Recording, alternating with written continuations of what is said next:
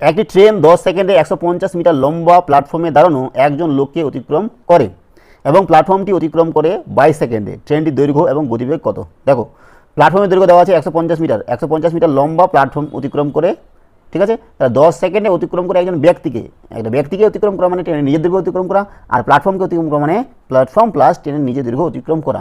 তো আমরা ধরে নিব ট্রেনটির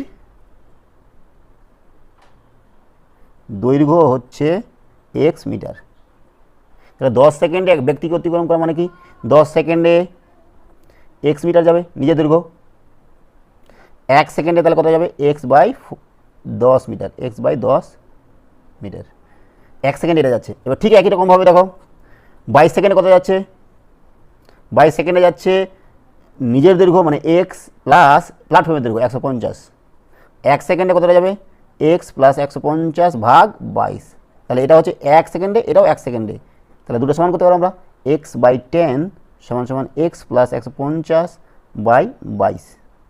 গুণ করছি আমরা, গুণ করলে কী হবে বলো তো, 22x সমান সমান 10x প্লাস 10 দিয়ে গুণ করলে 150, আর একটা শূন্য বেড়ে যাবে। এবার এটাকে এদিকে নিয়ে আসলে কত হবে, 22 থেকে 10 বাদ দিলে 12x সমান 1500। এখান থেকে 12 দিয়ে ভাগ করতে হবে। x হচ্ছে 1500 ডিভাইডেড বাই 12। আচ্ছা, 3 দিয়ে কাটছি, 3 4 12, 3 5 15, 500। 4 দিয়ে কাটছি, 4 1 4, 10, 4 2 8, 20, 4 5 20, 125। তার মানে এক্স হয়ে গেল 125 মিটার। আর এক্সটা কি, এক্সট্রা ট্রেনের দৈর্ঘ্য। ট্রেনের দৈর্ঘ্য আমাদের 125 মিটার, বাকি একটাও নেই। তাহলে আমাদের এখানে অটোমেটিক উত্তর মিলে গেল, তাই না? আমরা একবারেই গতিবেগ না বার করলে হবে, তাও আমরা গতিবেগ বার করছি। এইবার দেখো 10 সেকেন্ডে যাচ্ছে কতটা, এক্স মিটার মানে 125 মিটার।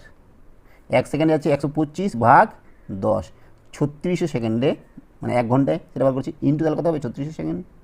0 0 কাটলো। এইবার আমরা গুণ করবো 36 × 125, আর একটা শূন্য, 36 × 125, এটা গুণ করলে হবে 4 5 1 2 3 0, এত মিটার। এটা কিলোমিটারে করতে গেলে 1000 দিয়ে ভাগ করতে হবে। 1 ঘর 2 ঘর 3 ঘর, 1 ঘর 2 ঘর 3 ঘর, তার মানে 45 কিমি পার ঘন্টা হবে, 45 কিমি পার ঘন্টা। ঠিক আছে, তাহলে 11 আমাদের বি নম্বরটা হচ্ছে উত্তর।